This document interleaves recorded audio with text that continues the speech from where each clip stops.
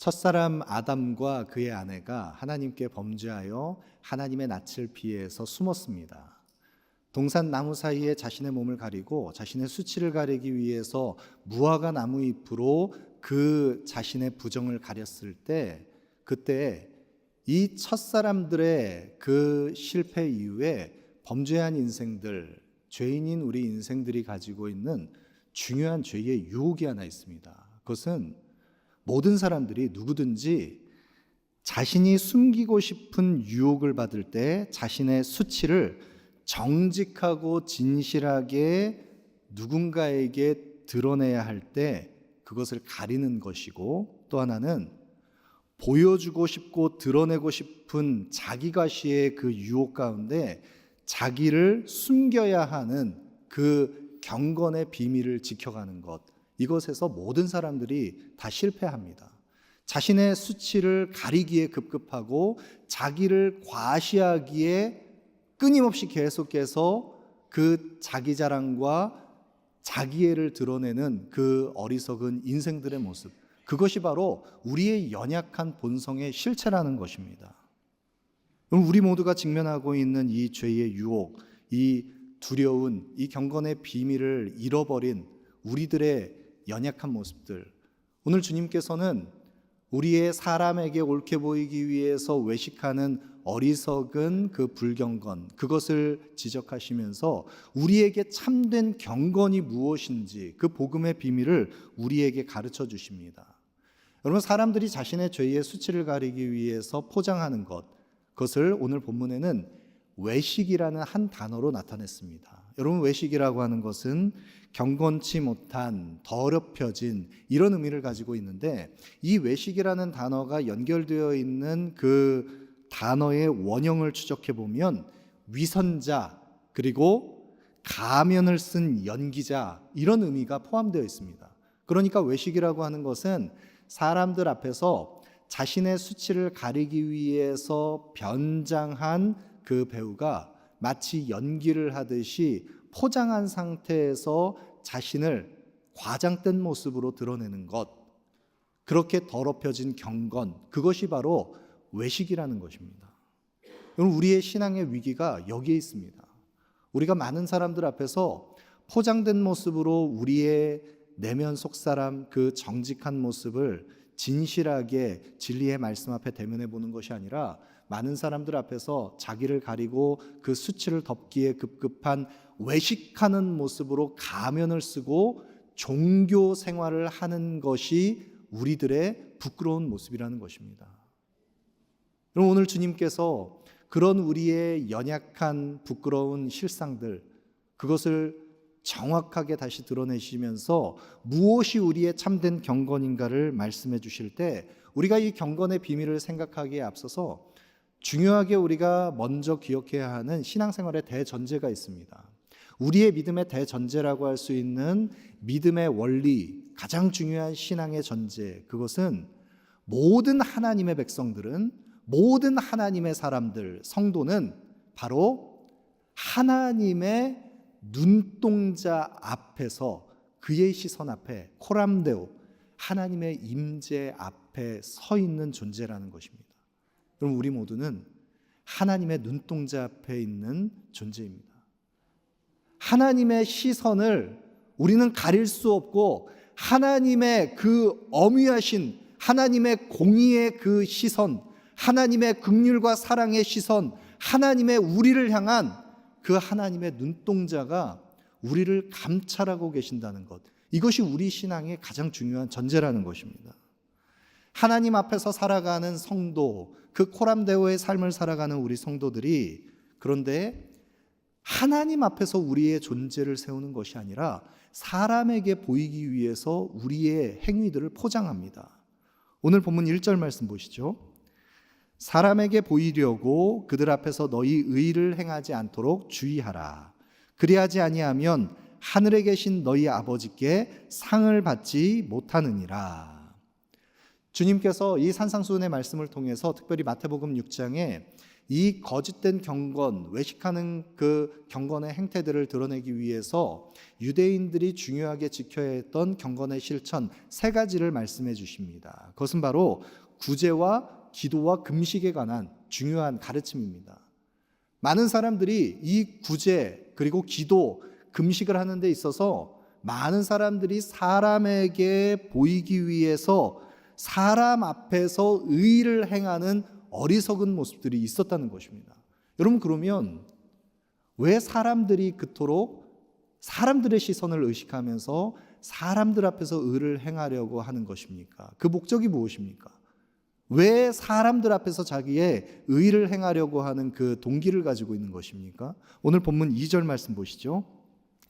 그러므로 구제할 때에 외식하는 자가 사람에게서 영광을 받으려고 회당과 거리에서 하는 것 같이 너희 앞에 나팔을 불지 말라. 진실로 너희에게 이르노니 그들은 자기 상을 이미 받았느니라. 여러분, 사람에게 보이려고 의를 행하는 이유는 선명합니다. 그렇게 외식하는 이유는 사람에게서 영광을 받으려고, 사람들의 칭송과 사람들의 그 박수갈채와 사람으로부터 영광을 받으려고 하는 자기사랑, 그 자기중심성, 그것이 바로 외식하는 이유인 것입니다. 여러분, 그렇게 외식하는 이 유대 종교인들, 특별히 서기관과 바리새인으로 대표되는 그 유대 지도자들은 자신의 수치를 가리기 위해서 예수님께서 책망하시는 것과 같이 회칠한 무덤같이 자신의 행위를 옳게 보이기 위해서 겉으로는 의롭게 행하는 것 같았지만 그 속에는 불법과 외식이 가득했던, 주님께서 책망하신 것과 같이 거짓이 난무했던 그들의 내면 실상. 여러분, 우리가 아무리 겉을 포장해서 외식하면서 그러한 척 가장하려고 해도 우리의 내면이 변화되지 않으면, 우리의 내면 본성이 거듭나지 않으면 우리는 아무리 자신을 가꾸고 포장해서 수많은 종교적인 장신구두를 부착해도 그것은 우리의 그 중심의 변화를 나타내는 열매가 되지 않는 것입니다. 주님께서 책망하십니다. 사람에게서 영광을 받으려고 거짓으로 행하는 그 어리석은 이들의 행태, 그 가운데 사람들은 구제를 할 때 외식하면서 구제했습니다.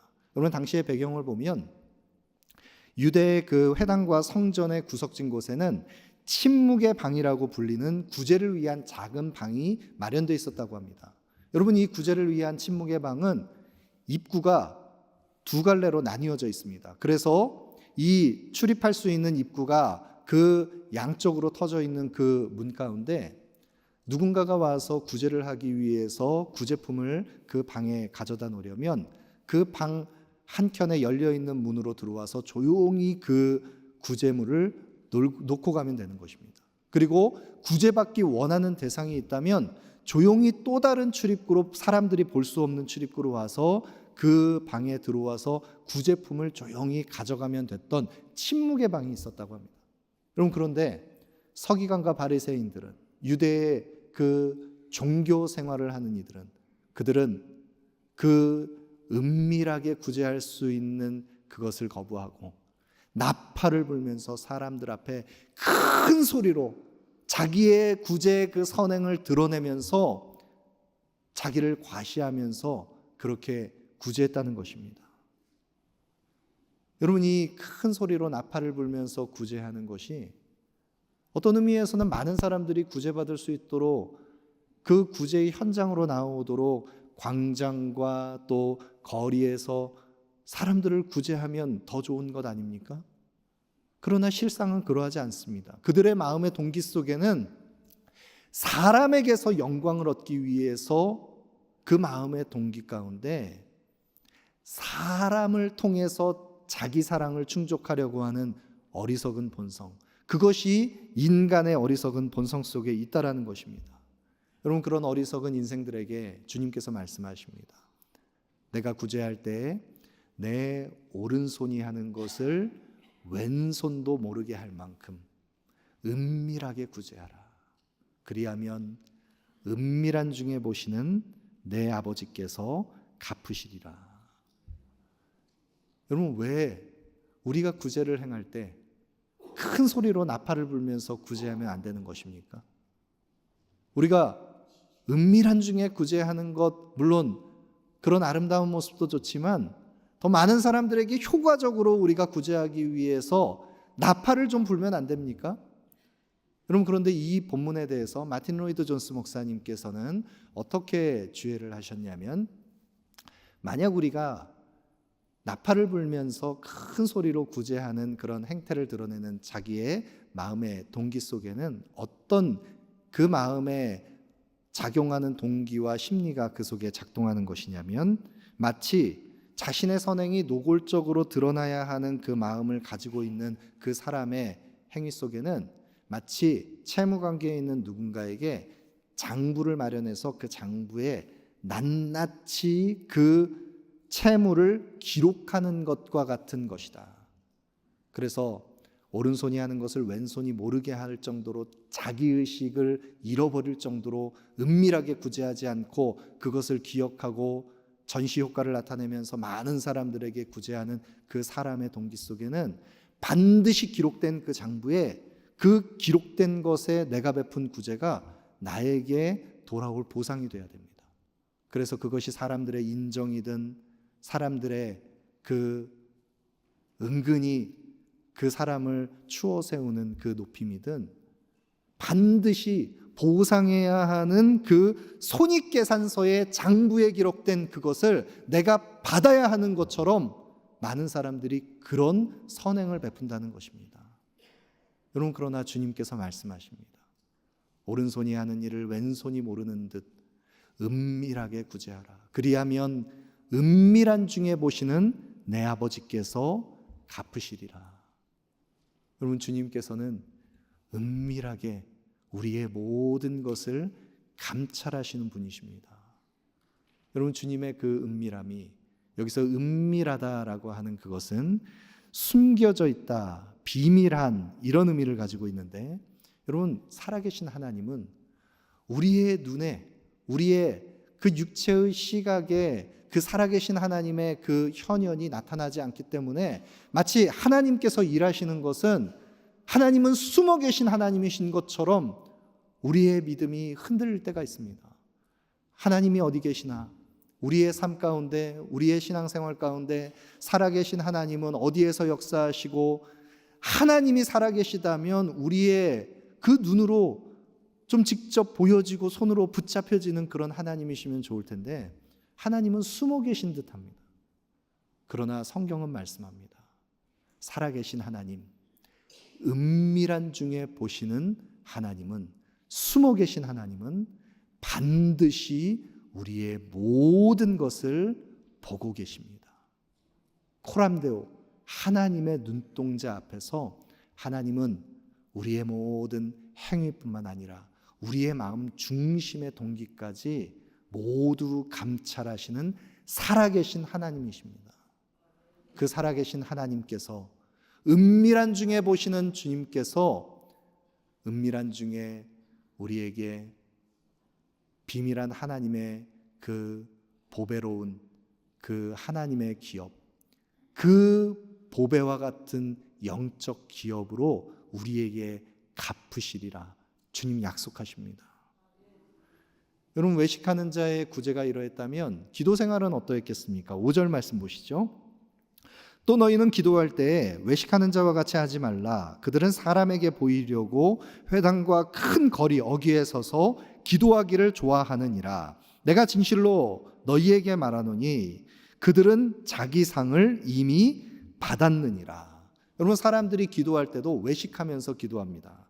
외식하면서 기도한다는 것은 하나님 앞에서 기도하는 것이 아니라 사람들 앞에서 기도하는 것입니다. 여러분, 기도라고 하는 것은 하나님과 우리 사이에 가장 중요한 내밀한 관계성을 갖는 것입니다.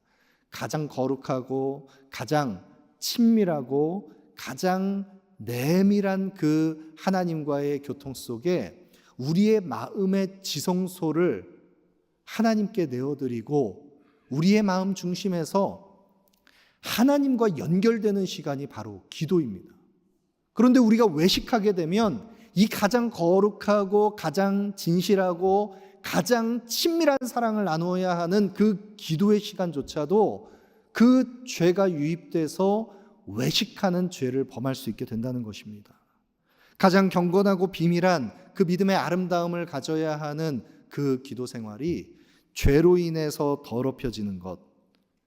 여러분, 유대인들에게 있어서 성전, 그 회당은 예배의 공간이면서 기도의 집이라고 불렸습니다. 그래서 많은 사람들이 이 회당으로, 이 성전으로 나와서 하루 3번 정한 기도 시간에 오전 9시, 정오 12시, 그리고 오후 3시 이렇게 기도를 드리는데, 그런데 많은 경우에 있어서 사람들은 이 3번의 그 기도 시간, 그 가운데 오전 9시 기도 시간과 오후 3시 기도 시간은 형편에 따라서 각자의 그 자리에서 그 기도를 할 수 있게 되었는데, 그 기도할 때 많은 사람들이 거리에 나와서 많은 사람들 앞에 보란 듯이, 특별히 서기관과 바리새인과 같은 그 종교 생활을 자기를 옳게 보이기 위해서 행하는 이들은 큰 소리로 거리에서 손을 들고 사람들에게 보이기 위해서 외식하며 기도했다는 것입니다.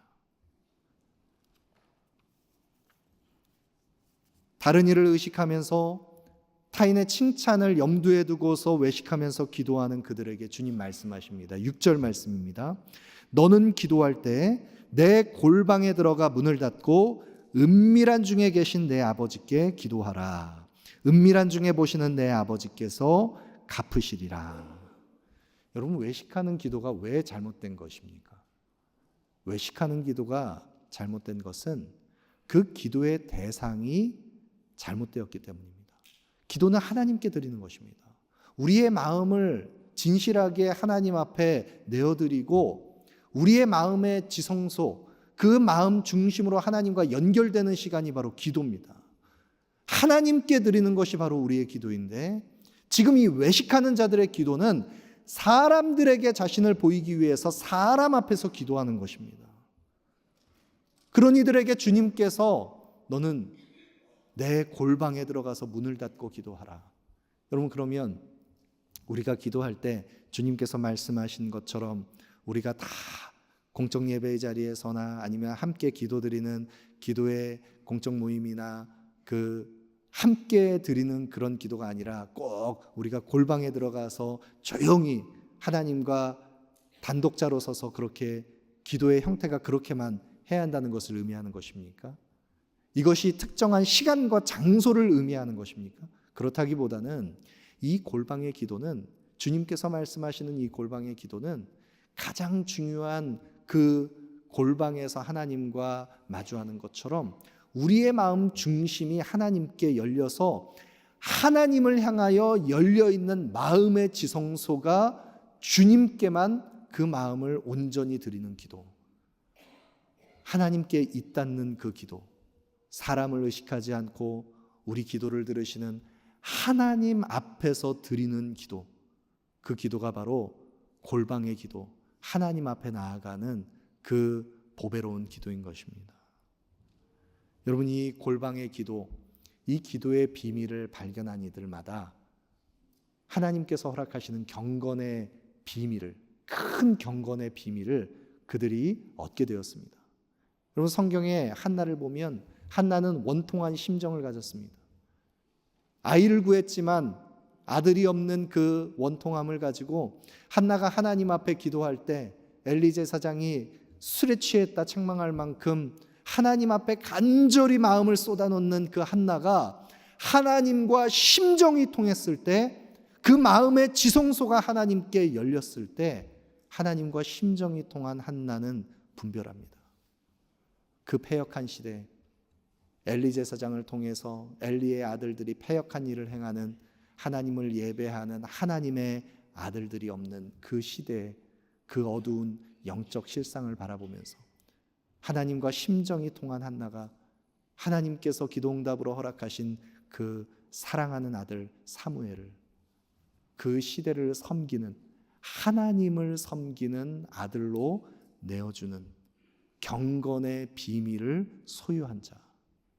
여러분, 이 참된 기도의 회복이 있는 자는 이 경건의 비밀을 회복하게 되는 것입니다. 여러분, 이 기도가 외식하는 자의 기도로 드려질 때 또 기도가 그릇된 형태로 나타나는 또 다른 형태를 주님께서 경고하십니다. 오늘 본문 7절 말씀 보시죠. 또 기도할 때 이방인과 같이 중언부언하지 말라. 그들은 말을 많이 하여야 들으실 줄로 생각하느니라. 여러분, 이 기도의 또 다른 그릇된 형태는 중언부언하는 기도입니다. 여러분, 이 중언부언하는 기도를 이방인들이 드리는 기도와 같은 기도다 주님께서 책망하셨습니다. 여러분, 여기에서 중언부언하다라고 하는 의미, 그 정확한 단어의 뜻이 무엇인지 명확하게 드러나지 않습니다. 그런데 많은 성경학자들이 해석하기를 이 중언부언하는 이방인의 기도, 이 중언부언이 가지고 있는 의미는 바로 의미가 없는 소리를 반복적으로 내는 것, 그것을 의미합니다. 그러니까 어떤 아무런 의미를 남지 않는 그 내용들을 동일한 마음을 반복적으로 기계적으로 반복하는 그것이 마치 짐승이 부르짖는 것 같은 그런 아무런 의미 없는 그 되뇌임을 계속해서 기도 가운데 쏟아놓는 것. 여러분, 열왕기상 18장에 보면 바알 선지자 450명과 아세라 선지자 400명, 850대 1로 엘리야가 갈멜산에서 전투를 벌입니다. 그 전투를 벌일 때 아침부터 정오까지 이 이방 제사장들이 바알을 섬기는 그 제사장들이 오 바알이여 응답하소서, 응답하소서 부르짖고 절규하면서 큰 소리로 외칠 때 열왕기상 18장 28절 29절에 보시면 이에 그들이 큰 소리로 부르고 그들의 규례를 따라 피가 흐르기까지 칼과 창으로 그들의 몸을 상하게 하더라. 이같이 하여 정오가 지났고 그들이 미친 듯이 떠들어 저녁 소재 들을 때까지 이르렀으나 아무 소리도 없고 응답하는 자나 돌아보는 자가 아무도 없더라. 여러분, 이것이 바로 이방인이 드리는 기도입니다. 아무리 외쳐도 절규해도 자기를 자해하면서 계속해서 자기의 그 바램과 염원을 앓으면서 기도해도 기도 들으시는 대상이 하나님이 아니기 때문에 자기의 욕망을 투영한 그 기도 속에는 그 기도에 응답이 없는 것입니다.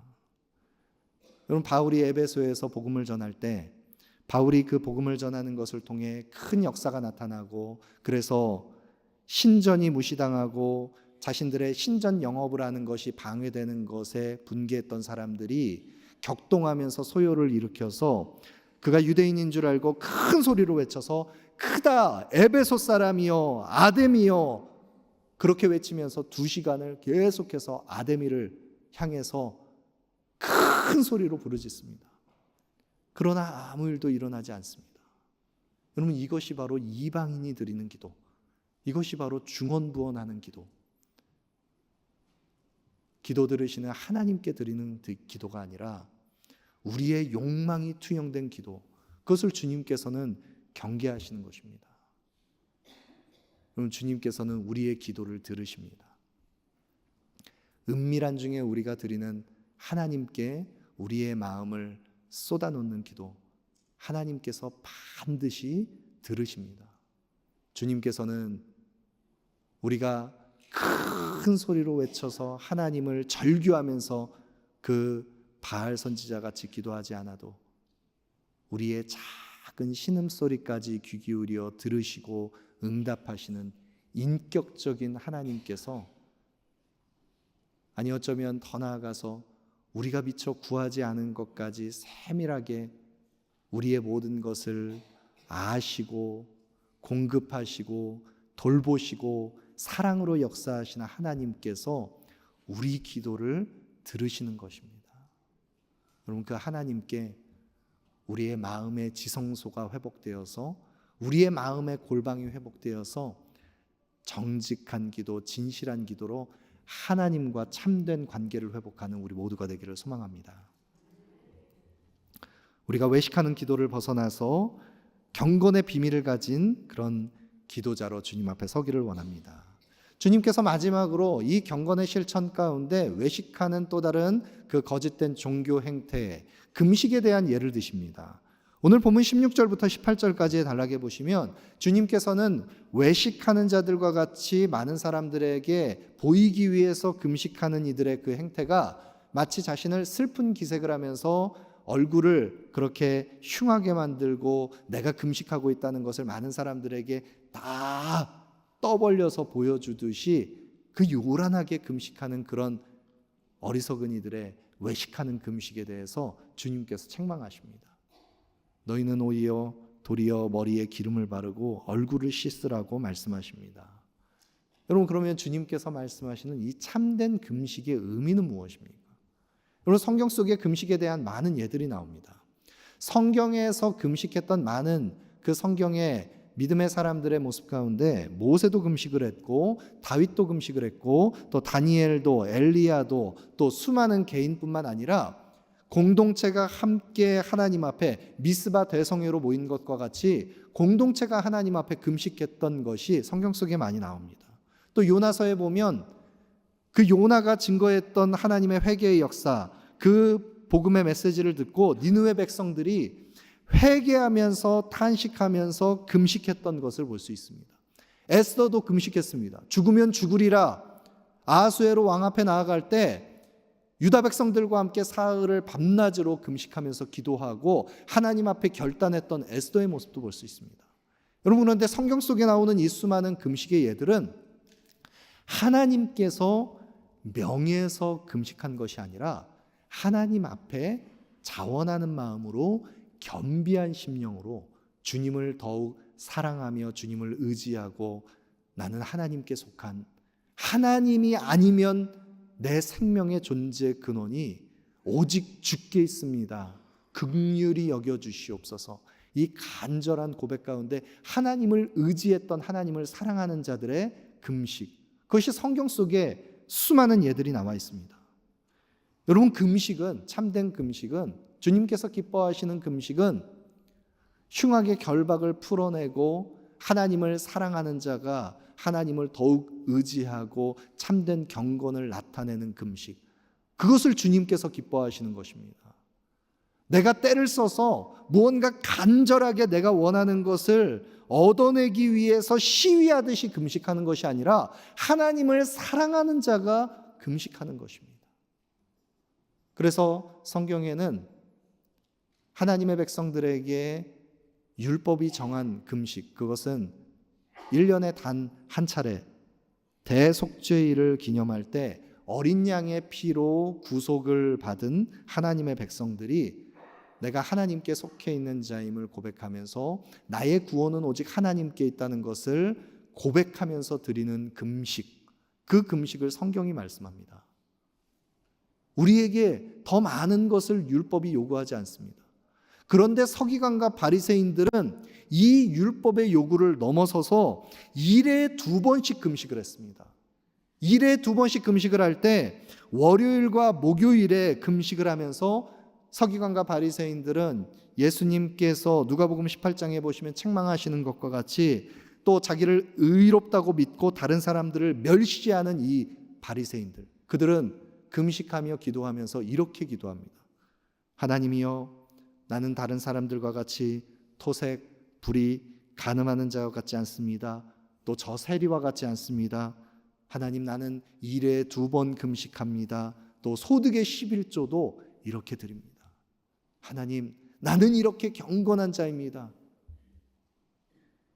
자기를 의롭다고 옳게 보이기 위해서 다른 이와 구별하면서 그 가장된 경건을 자랑하는, 자기 사랑에 사로잡혀 있는 어리석은 이들, 그들을 향해서 주님께서는 너희는 머리에 기름을 바르고 얼굴을 씻고 그리고 슬픈 기색을 하지 말고 은밀하게 금식하라 말씀하십니다.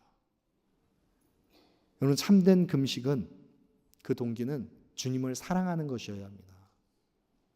금식의 참된 의미는 그리스도 예수와 함께 십자가에 못 박힌 우리가 그 육체의 정욕을 십자가에 못 박고 자기를 부인하는, 그래서 나는 육체로 살아가는 자가 아니라 영적으로 거듭난 우리가 영에 속한 사람으로 육신의 양식 때문에 내가 사는 것이 아니라, 사람이 떡으로 사는 것이 아니라 하나님의 입에서 나오는 모든 말씀으로 사는 존재임을 고백하면서 내 생명의 존재 근원이 하나님께 속해 있다는 것을 고백하는 자가 겸비함으로 하나님을 의지하기 위해서, 하나님을 사랑하기 위해서 자원함으로 드리는 것, 그것이 바로 성경이 말씀하는 참된 금식의 경건의 비밀인 것입니다.